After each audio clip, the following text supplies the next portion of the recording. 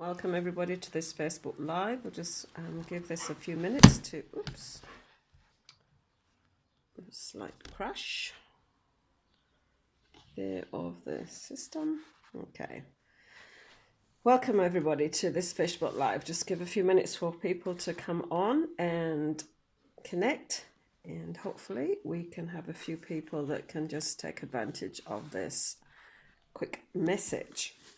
I'm not going to stay on too long, but I want to just spend a little bit of time around a passage of scripture in Esther chapter 8, verses 1 to 8, and just have a chat about what that means to, if it has any implications to us as new born again believers and Jesus the Messiah, and what those implications are. So I'm just going to read Esther chapter 8, verses 1 to 8.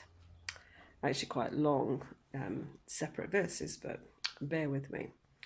On that day, King Ahasuerus gave to Queen Esther the house of Haman, the enemy of the Jews, and Mordecai came before the king, for Esther had told what was to her. And the king took off his signet ring, which he had taken from Haman, and gave it to Mordecai. And Esther set Mordecai over the house of Haman.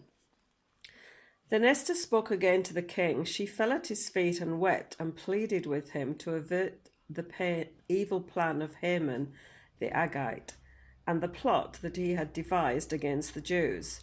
When the king held out the golden scepter to Esther, Esther rose and stood before the king, and she said, "If it please the king, and if I have found favor in his sight, and if the thing seems right before the king, and I am pleasing to his eyes, let an order be written to revoke the letters devised by Haman the Agagite, the son of Hammedatha, and he wrote what he wrote to destroy the Jews who are in all the provinces of the king.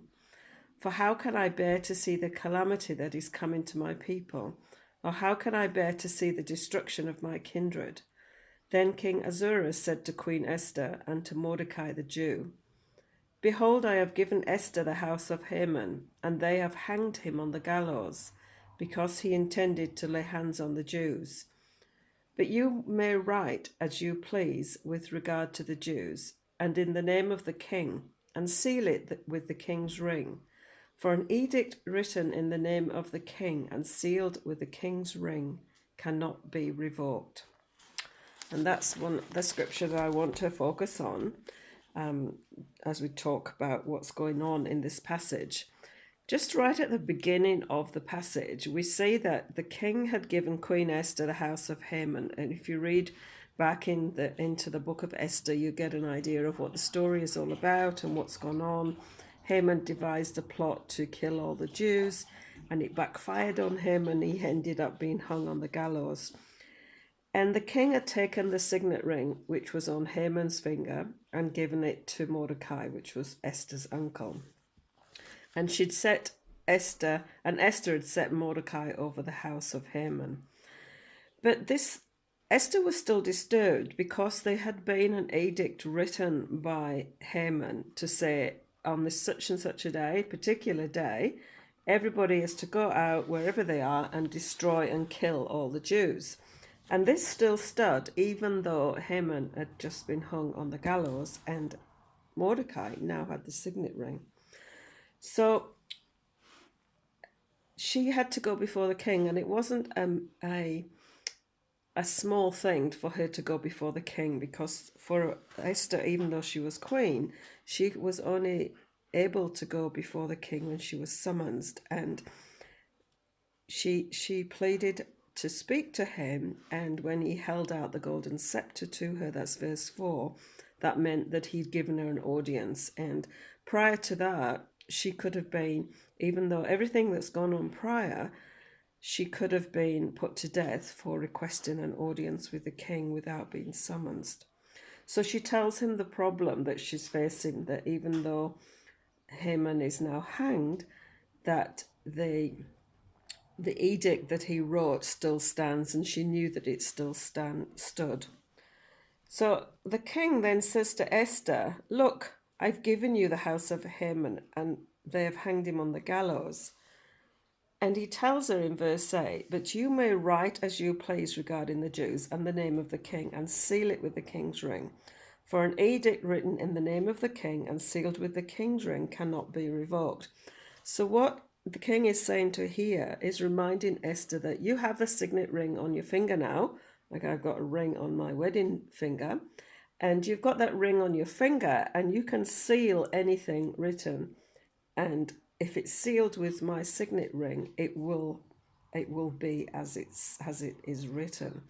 So he's reminding her of how much power and authority that the signet ring that Mordecai was wearing on his finger, how much power and authority that invoked.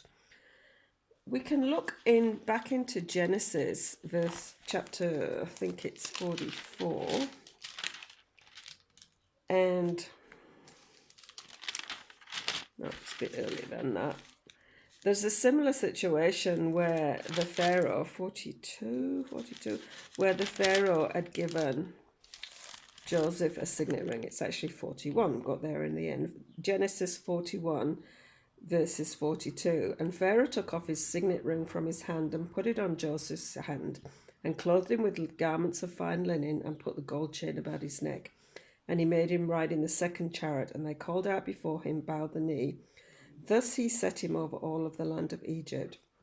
And then verse 44, moreover, Pharaoh said to Joseph, I am Pharaoh, and without your consent no one shall lift up hand or foot in all the land of Egypt.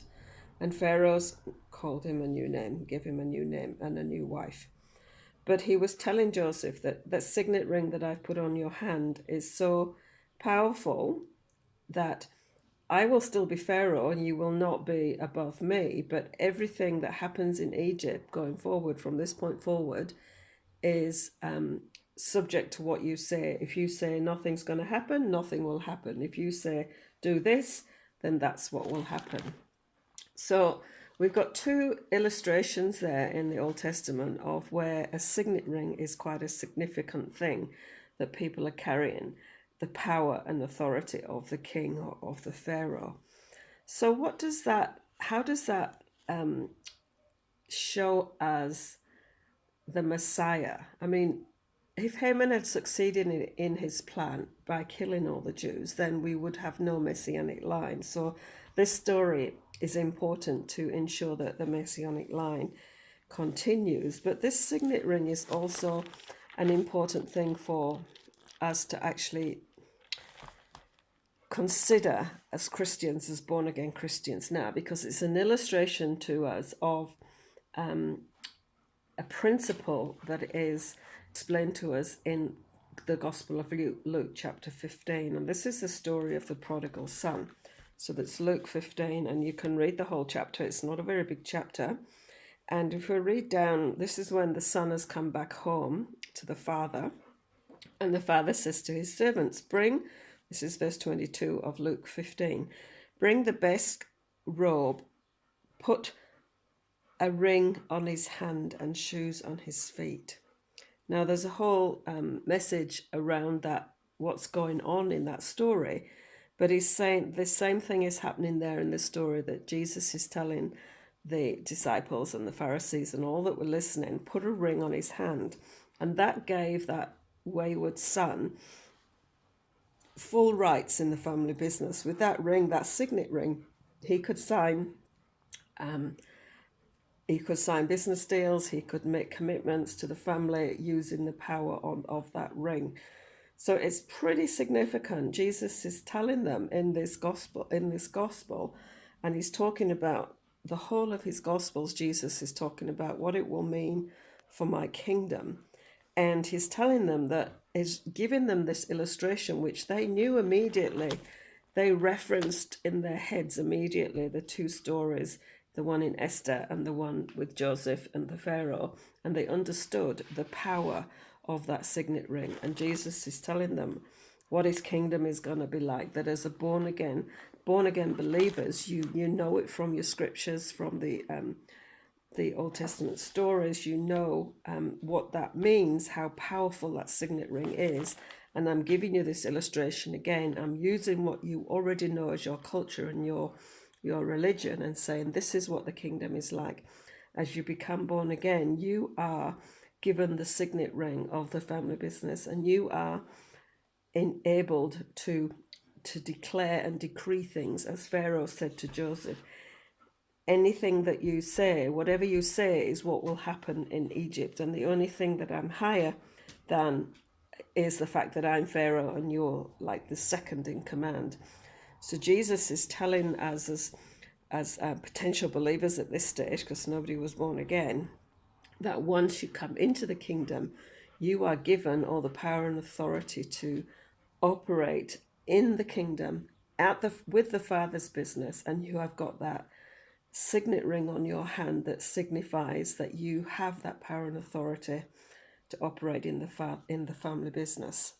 So that's just a quick 10 minutes of having a quick look at Esther and how that passage fits in with Jesus, our Messiah, and what it means for us as believers to take hold of, to grasp hold of that truth that we have all power and authority to operate in the family business. Whatever you do in my name, it shall be done. So bless you heaps. Until next time, stay safe, stay in the kingdom, stay in love.